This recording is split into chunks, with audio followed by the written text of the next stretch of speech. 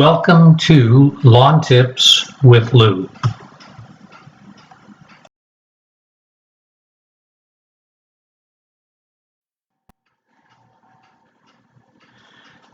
With the summer heat and humidity, my Bermuda lawn has been growing rapidly. The crepe myrtles are in full bloom and lots of blossoms have been falling on the lawn.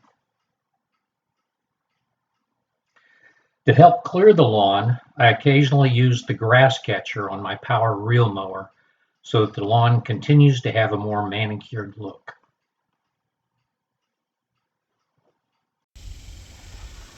The summer heat is here, making mowing during the day more of a challenge.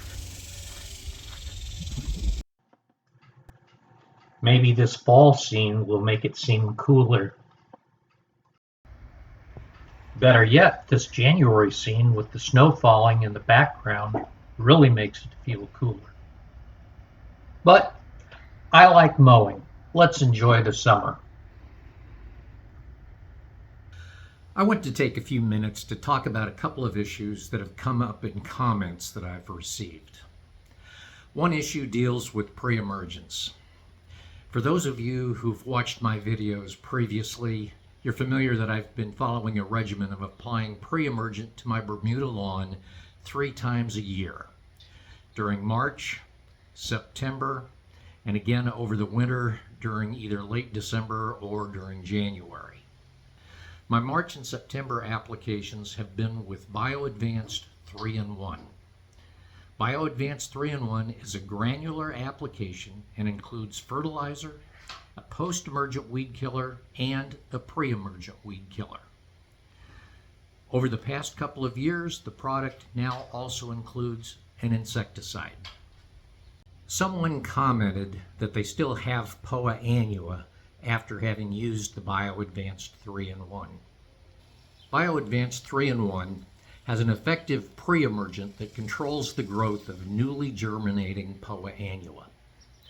The post-emergent weed chemicals in the BioAdvanced 3-in-1 do not kill existing POA annua. There are products available that can be applied to control existing POA annua, but the BioAdvanced 3-in-1 contains a pre-emergent that stops the growth of germinating seeds to kill the POA annua in its early stages. When I moved into my current home, it was new with newly installed sod. During the first couple of years, I had quite a bit of POA annua. But after following the pre-emergent regimen, I no longer have a POA annua problem, even though several of my neighbors have significant POA annua issues in their lawns. Will I occasionally see a few sprouts of POA annua in the lawn? Yes, but I can easily pull those out by hand when I spot them. I'm not trying to push the BioAdvanced 3-in-1. There are lots of good products that can be used to control weeds. For example, I have a neighbor who has a significant weed problem in his lawn. This spring, he used Scott's Triple Action on his lawn, and his lawn now looks dramatically better. He still has work to do to get his lawn weed-free, but his Bermuda looks so much better than it did before. With pre-emergence, a key is timing of application. The pre-emergent should be applied prior to seeds germinating. If the weeds are already growing, the pre-emergent will not be effective. POA annua is a grassy weed that tends to germinate in cooler weather. This is why the multiple applications of a pre-emergent that is effective on POA annua is important. All pre-emergent weed killers break down over time. The instructions for BioAdvanced 3-in-1 state that it should be applied twice per year during March and September of each year. As I mentioned, POA annua germinates in cooler weather, which is why we see it emerging in lawns during the late fall and over the winter. Seeds will continue to germinate into the spring. The fall pre-emergent application is a key to getting POA annua under control. Since most POA annua infestations show up over the winter, it is critical to put down a fall pre-emergent application to stop the growth of most of the POA annua from starting. Because pre-emergents break down over time, I've applied a spray pre-emergent application over the winter, and my spring application of the Bio-Advanced 3-in-1 is done during the first half of March. The winter pre-emergent application, together with the spring application, are effective at controlling the spring weed germination before it begins. While I've had good success in my lawn using the Bio-Advanced 3-in-1, I'm not telling you that that's what you should use. The key to controlling weeds is to follow a regimen each year and time the application of whatever pre-emergent you choose to when it will be most effective in the lawn. Also, read the package label carefully. You need to understand what the manufacturer recommends for when to apply the product, the type of grass to use it on, and what weeds that it controls. No matter what brand of pre-emergent you choose, will there be an occasional weed that shows up? Probably. Wind will blow seeds in from other lawns, and bird droppings may also bring seeds into your lawn. When you have your lawn under control, fighting the occasional weed is less of an issue, and they can be easily controlled either chemically or by pulling the weeds by hand.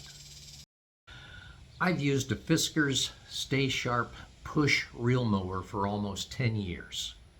I also have a power reel mower that I've been using for about 5 seasons now. While I mow most of my lawn with the power reel mower, I continue to use the Fiskars push reel in a few tight areas in my front lawn where it is difficult to turn the power reel. I've seen comments to some of my videos where people have not been happy with their Fiskars mower. I'd really like to know more specifically what the issues or concerns were. Maybe the mower was purchased used and there were already problems with it when they purchased it. I don't know. But if the issue was quality of cut, this can be resolved with backlapping and reel-to-bed knife adjustments. When I bought my Fiskars, there were several features that I liked over other brands. One, the ease of pushing a Fiskars mower versus other brands. The Fiskars just has less resistance when you push it through the grass. Number two, the ease of cutting height adjustments. These can be adjusted anywhere from a 1-inch height cut up to a 4-inch cut. Third, the wheel alignment is flush with the width of the reel rather than outside the reel, allowing Fiskars to mow closer to objects than you can with some of the other brands. And four, the process of backlapping and reel-to-bed knife adjustment are easier than on some brands of push reel mowers. While a Fiskars mower can be adjusted to cut grass up to 4 inches in height, I do feel that the quality of cut does appear better at the lower height settings. If you do have an overgrown lawn, Fiskars has the height adjustment capability that other brands don't have to allow you to first cut at the higher setting and work your way down to the lower cutting heights. I'd love to hear any additional feedback that you have on these issues. Thanks for watching, and I'll see you in the next video.